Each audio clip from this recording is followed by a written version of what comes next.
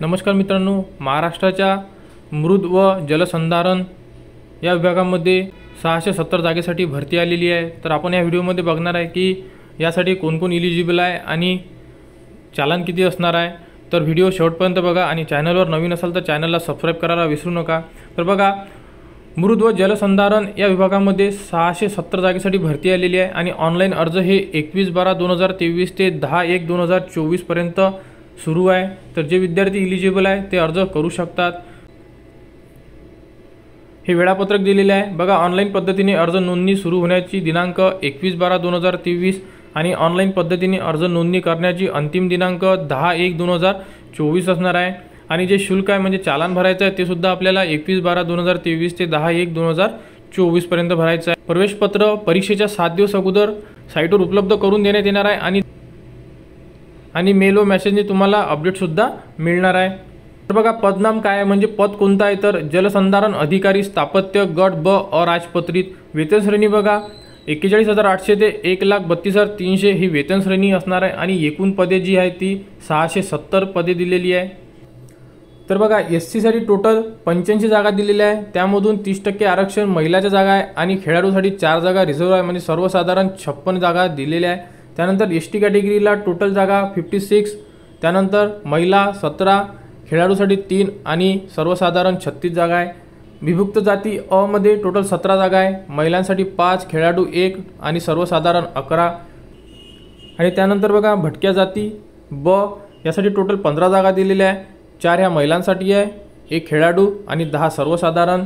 भटक्या जाती क मध्ये टोटल 19, नंतर भटक्या जाती ड मध्ये 13, विशेष मागासवर्ग म्हणजे SBC 16 जागा, इतर मागासवर्ग OBC 129 जागा, महिलांसाठी 39 जागा, खेळाडू 6 जागा आणि सर्वसाधारण 84 जागा दिलेल्या आहे। त्यानंतर बघा, ESW साठी टोटल 67 जागा आहे, त्यामधून 20 महिलांसाठी आहे, 3 खेळाडू आणि 44 सर्वसाधारण। आणि ओपन कॅटेगरीला टोटल 253 जागा आहेत, त्यामधून महिलांसाठी 76 जागा, त्यानंतर खेळाडूसाठी 13 जागा आणि सर्वसाधारण 164 जागा दिलेल्या आहे। तर बघा, एकूण 670 जागेसाठी भरती होणार आहे, यामधून महिलांसाठी 201 जागा आहे,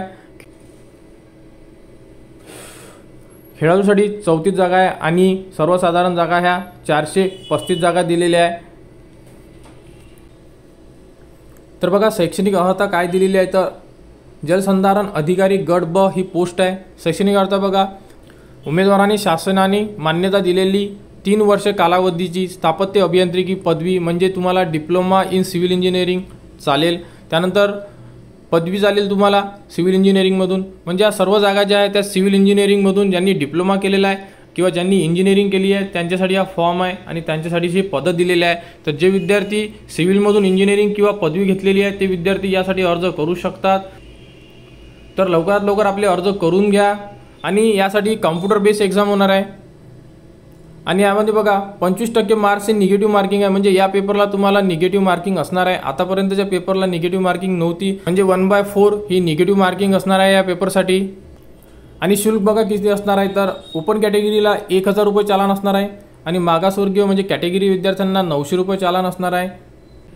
तर महाराष्ट्राच्या मृद व जलसंधारण या विभागामध्ये टोटल 670 जागेसाठी भरती आलेली आहे आणि यासाठी ज्यांनी सिव्हिलमध्ये डिप्लोमा किंवा इंजिनिअरिंग केलेली आहे ते विद्यार्थी एलिजिबल आहे।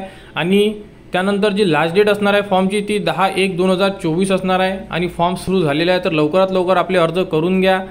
जे चालान असणार आहे ते ओपन कॅटेगरीला 1000 रुपये असणार आहे आणि कॅटेगरीला विद्यार्थ्यांना 900 रुपये चालान असणार आहे। आणि जे परीक्षेचे हॉल तिकीट आहे हे 7 दिवस अगोदर संकेतस्थळावर उपलब्ध करून देण्यात येणार आहे आणि त्यासाठी तुम्हाला मेल व मेसेजनुसार अपडेटसुद्धा मिळणार आहे। तर जागेचं विवरण आणि त्यानंतर बाकी सर्व इन्फॉर्मेशन आहे PDF मध्ये दिलेली आहे। ही PDF तुम्हाला व्हिडिओच्या डिस्क्रिप्शनमध्ये मिळून जाईल, तुम्ही एकदा PDF डाउनलोड करून घ्या आणि पूर्ण माहिती एकदा वाचून घ्या आणि त्यानंतरच तुम्ही अर्ज करा।